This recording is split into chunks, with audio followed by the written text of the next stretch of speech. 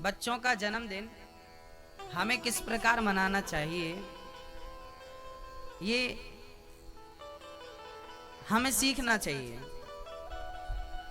आजकल बच्चों के जन्मदिन में हम लोग केक ले आते हैं, काट करके मोमबत्ती बुझा करके और हैप्पी बर्थडे टू यू कह लेते हैं।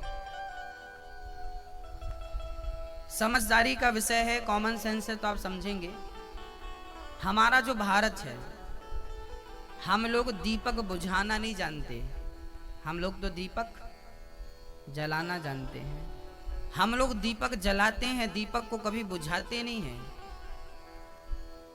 और फूंक मार करके तो कभी नहीं बुझाते हैं। बुझाना होता है दीपक को तो कपड़े से बुझाते हैं या हाथ से ऐसे बुझा देते हैं, पर मुंह से नहीं बुझाते, फूंक मार के नहीं बुझाते। सही है क्या? हमारे भारत में दीप जलाने की परंपरा रही है, ज्योत से ज्योत जलाते चलो, प्रेम की गंगा बहाते चलो। पर विदेशी कल्चर बुझाना जानता है, आज वही कल्चर को भारत अपनाए बैठा है। आजकल बच्चों का जन्मदिन होता है तो बच्चों से ही दीप बुझाया जाता है। अरे पढ़े लिखे हो, पढ़े लिखे, थोड़ी तो अक्ल होनी चाहिए, कॉमन सेंस भी तो कोई चीज होती है। दीपक बुझाना क्या ये उचित है? आप आरती करते हो भगवान की तो दीप बुझा के कि जला के? दीपावली में दीप जलाते हो कि बुझाते हो? गृह प्रवेश में दीप जलाते हो कि बुझाते हो? हर शुभ कार्य में दीप जलाया जाता है, और बच्चे के जन्मोत्सव में दीप बुझा रहे हो। बताओ, भारतवासियों को आपको शोभा नहीं देता। अमेरिका जापान का आदमी बुझाए तो चलेगा, क्योंकि वो मूर्ख लोग हैं, और ये विश्व गुरु भारत आज ये हरकत कर रहा है तो निंदनीय है ही। आप समझदार लोग हैं, पूरी दुनिया में सबसे ज्यादा शिक्षित भारत में ही हुआ करते थे। अब प्रेजेंट में कितने हैं मैं नहीं जानता। शून्य का आविष्कार भारत ने किया, आर्यभट्ट भारतीय थे।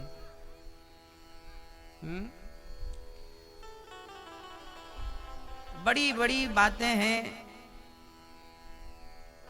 आज आप लोग दीप बुझाते हैं, इसलिए संकल्प लीजिए कि हमें दीप जलाना है और बच्चों का जन्मदिन मनाइए। हमारे भारत में लड्डू बांटने की परंपरा रही है। लड्डू क्यों बांटा जाता है? क्योंकि लड्डू को आप जब बनते हुए देखेंगे तो इसमें एक संदेश छिपा होता है। लड्डू बहुत सारे दानों को मिलाकर एक लड्डू, जैसे तिल का लड्डू है। तिल का लड्डू कैसे बनता है? अभी तिल का लड्डू बनने का समय आ रहा है जनवरी में, मकर संक्रांति। हमारे यहाँ अनेक प्रकार के लड्डू बनते हैं, तिल के लड्डू, मोतीचूर के लड्डू, हाँ कितने लड्डू। मोदक, महाराष्ट्र का लड्डू अलग होता है तो गुजरात का लड्डू अलग प्रकार से बनाते हैं। हर प्रांत में अलग अलग लड्डू। क्यों, कैसे? कहते हैं एक दाने को दूसरे दाने से जोड़ देना ही लड्डू है।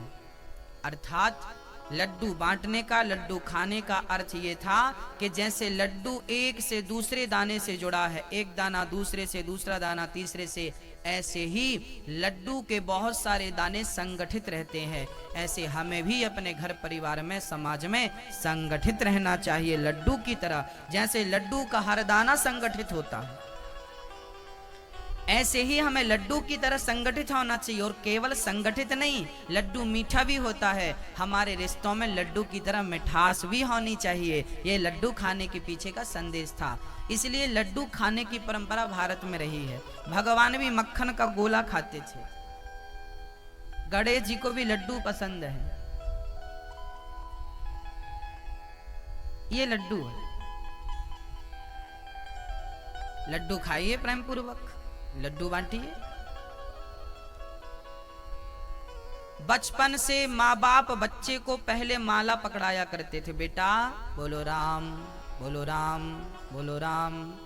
आजकल बचपन से चाकू पकड़ाते हैं, चल बेटा केक काट, केक काट, केक काट। तो काटना पीटना बचपन से आपने सिखाया है, बाद में फिर वो आपका हाँ सुखमय जीवन में आग लगा दे तो बाद में रोना मत, क्योंकि सिखाया। चाकू चलाना किसने सिखाया?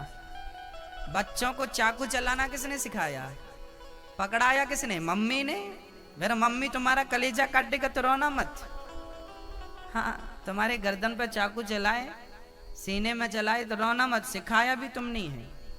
जैसे संस्कार दोगे वैसा ही चरित्र बनेगा बच्चों का। हमारा भारत किस प्रकार की सोच रखता है, उस सोच पर गौर करिए। हमारे यहाँ जब किसी बच्चे का जन्मदिन होता है ना, तो हम लोग क्या करते हैं, बोले सत्यनारायण भगवान की कथा सुनते थे।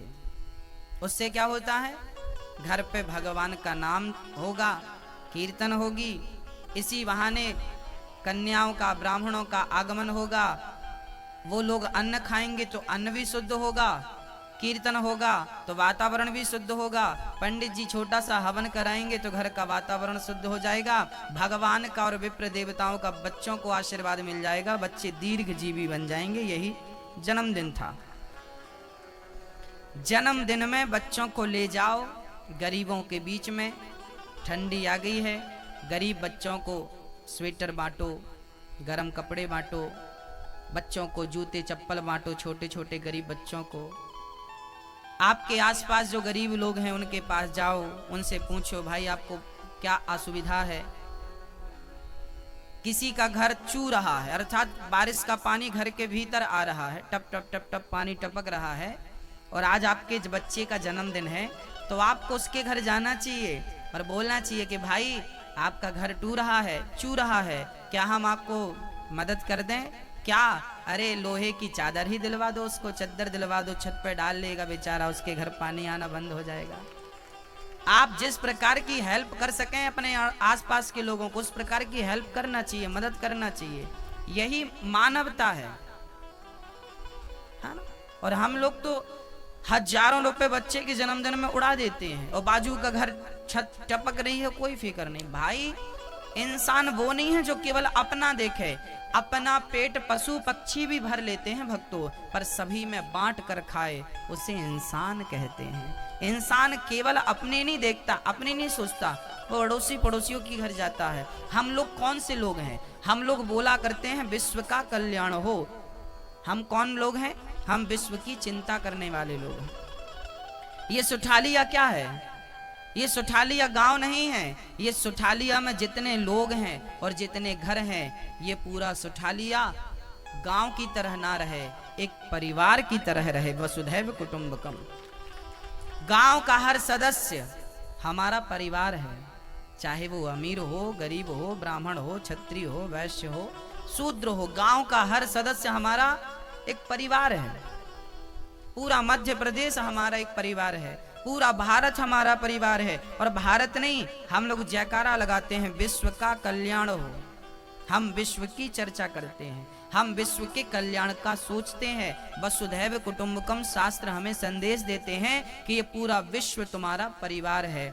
चाइना पूरी दुनिया को व्यापार की दृष्टि से देखता है, अमेरिका पूरी दुनिया को व्यापार की दृष्टि से देखता है, लेकिन भारत पूरी दुनिया को परिवार की दृष्टि से देखता है। ये भारत का दृष्टिकोण है, ये भारत की थिंकिंग है, ये भारत की सोच है।